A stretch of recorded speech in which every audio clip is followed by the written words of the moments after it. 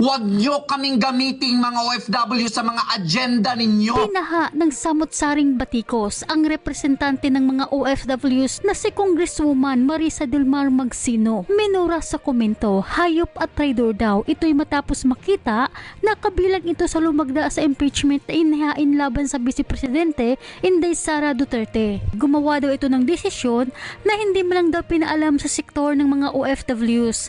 Kaya't marami sa mga OFWs ang naglabas ng galit ngayon sa social media. Lingid sa ating kaalaman, halos lahat ng mga OFWs ay maka-Duterte, kaya't ganito na lang katindi ang hagupit ng galit ngayon ng mga OFWs. Sa mga komento, pinahiwatig ng mga OFWs ang kanilang pagkadismaya. Ani sa mga komento, traidor ka, kapal ng mukha mo, di mo ba iniisip kami mga OFWs, ayaw namin ma-impeach si Sara Duterte, ipinaglaban namin yan, nakipagbardagulan kami sa mga trolls ng admin ngayon. Puro paninira ginawa nila sa mag-ama. Marami nagawa ang Duterte, maraming project. Kahit may pandemya noon, nakapagpatayo siya ng mga proyekto, lalo na sa panahon ng pandemya. Libre hotel, swab test at hatid sa probinsya. Mga OFWs nasagip sa bingit ng kamatayan. Daming nagawa ng Duterte. Tapos ngayon, pumirma ka. Ang admin ngayon, walang ginawa, nagbinta ng gold ni isa walang proyekto. Puro ayuda ng mudmud ng pera na hindi naman sa kanila. Nang dahil sa kontrobersyal na ito ng paglagda ni Congresswoman Marisa Del Mar, marami ngayon ang nananawagan ng mga OFWs na hindi na umano iboto ang party list na ito dahil sa binastos daw umano sila. Sila ang nire-representa ni hindi man lang daw sila kinonsulta o ginalang ang pulso o kagustuhan nila. Na ayon pa dito sa isang komento, ang kapal umano ng mukha ng representative ng mga OFWs. Kung ating matatandaan, nagrally kamakailan ang INC para itigil ang impeach laban kay Inday Sara Duterte, pero hindi nirerespeto ng Kamara ang panawagan ng Iglesia ni Cristo dahil patuloy pa rin nilang ginawa ang impeachment ni Inday Sara Duterte kung saan nagsanib puwersang lumagda ang 215 na mambabatas, kabilang dito si Congresswoman Marisa Del Mar Magsino laban sa impeachment ni Inday Sara Duterte na ngayon viral at mainit na pinag-uusapan sa sektor ng mga OFWs. Kaya't umani ito ngayon ng batikos mula sa mga OFWs saan man panig ng mundo. Shout out sa OFW Party List Representative Marisa Magsino. Ma'am, una sa lahat, OFW ka ba? Huwag niyong gamitin ang OFW Party List para sa personal at pansariling interes. Kami po mga OFW ay hindi sang-ayon sa impeachment ni VP Inday Sara Duterte. Kahit sino pang OFW ang tanungin ninyo. Kaya please lang, tigilan nyo na ang paluloko. Huwag nyo kaming gamiting mga OFW sa mga agenda ninyo. Sa lahat ng mga kapwa naming mga OFW, nanawagan ako, ibasura at huwag iboto ang OFW party list na darating na eleksyon. Samantala, naglabas naman ngayon ng opisyal na pahayag ang Vice Presidente ng Pilipinas, Inday Sara Duterte, para magbigay ng reaksyon hinggil sa isyu ng impeachment ng Kamara, kung saan mahigit sa 200 mambabatas ang pumabor sa pagpapatalsik sa kanya sa pwesto, kabilang dito ang kanyang mga kumari at kumpari na mga kongresista. Narito ang buong video. Sa mga nakaraang araw, marami ang humihingi ng reaksyon, komento, damdamin ko. Ang tanging masasabi ko na lamang sa puntong ito ay God save the Philippines. Bukod dito, nais ko na lang ipaabot ang aking taus-pusong pasasalamat sa mga kababayan na patuloy na nagdarasal, sumusuporta, natitiwala, at patuloy na nagmamahal sa akin. Manalig kayo dahil sa taong bayan ang tagumpay. Shukran. Three questions, no follow-up. Okay. First question. Oh, How are you? I'm okay. You've seen the list of those who signed, ma'am?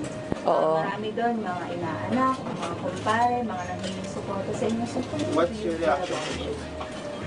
Paniwala ko lang, no, if you have to explain or defend your signature in a yes petition for impeachment, then you feel that you have done something wrong.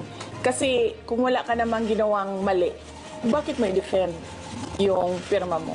So yun yung paniwala ko. Ma'am, do you feel betrayed? Maraming mga congressmen from Mindanao voted yes. 70%. Wala akong feelings about it. Kasi kung napapansin nyo, wala naman kasi talaga akong barkada na politiko. I don't join their circles. But we are friends. Yes. But kung ninong at ninang lang ng mga anak, walang ninong at ninang na politiko ang mga anak ko. Oo. Maliban kay Stonefish, dahil nandoon si former President Erap Estrada. So, I don't move in the circle of politicians. Kaibigan, yes. But to say that wala naman. Kaya siguro, ganyan din siguro kadali sa kanila ang magdesisyon about the impeachment.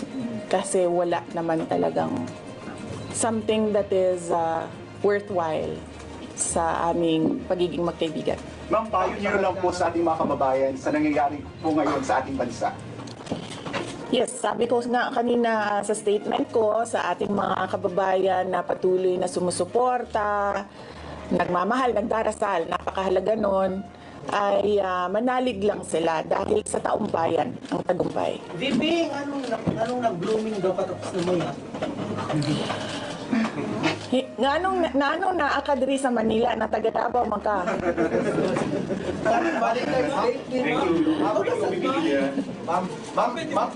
Ma'am, kamusta po Picture sa ma'am. INC?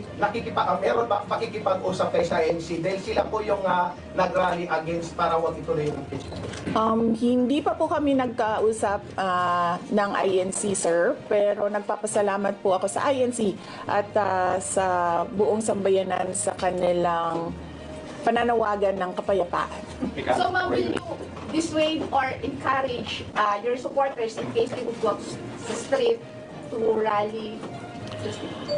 Sa panahon ngayon, ma'am, na sobrang mahal ng presyo ng mga bilihin, lalong-lalo na ng pagkain, sasabihin ko sa mga supporters sa taong bayan na unahin muna nila ang trabaho and negosyo nila kesa sa mag-rally sila sa mga daan. At tayo naman ang social media capital ng buong mundo. Kung gusto talaga nilang magsalita at tumulong, doon na lang sila sa social media kung saan nakakatrabaho pa rin sila. Pero nagagawa nila kung ano yung nararamdaman nila na gusto nilang gawin. At yun ay magsalita at marinig sila ng taong bayan at ng mundo. Ma'am, Okay. last na lang po ng on my end. Ma'am, you said God save the Philippines. Gaano na po kalala ang problema ng Pilipinas ever since na nagkaroon ng issue nagkaroon ng issue sa yung t-shirt na ito? Parang ano po yung nakikita yung problem sa Philippines ngayon at bakit nila inuna itong impeachment na ito? Gaano kalala ang Pilipinas na pag-iwanan na tayo ng panahon at ng ating mga kapitbahay dito sa region at napag-iwanan na tayo ng mundo. Ngayon, nagbabadya. Sobrang malala dahil kung nakakausap mo yung mga tao na arawan yung kanilang sweldo, yung pera nila hindi na talaga sapat para sa pagkain, para sa kuryente, para sa bahay, para sa tubig, para sa pag-aaral ng kanilang mga anak. At kung basehan natin yung pag-alis ng mga Pilipino sa sarili nilang bansa ay sobrang malala dahil sobrang dami ng ating mga kababayan ang pumupunta, nakikipagsapalaran sa ibang bansa dahil wala silang makita na pag-asa, wala silang makita na oportunidad dito sa ating bayan. Kaya nakakaawa na tayo dito sa loob at nakakahiya yung estado natin kapag iniligay mo siya in a global stage na kung saan pinapanood tayo ng ibang mga lahi at ibang mga bansa. And because of that, ma'am, And because of that, tapos na tayo. you will run for presidency because of that. Diba? Ma'am, thank Maraming you. salamat sa oras ninyo. Magandang umaga. Happy Valentine's! Happy Valentine's message na lang. Mas masakit pa ang maiwanan ng boyfriend o girlfriend kesa ma-impeach ka ng House of Representatives.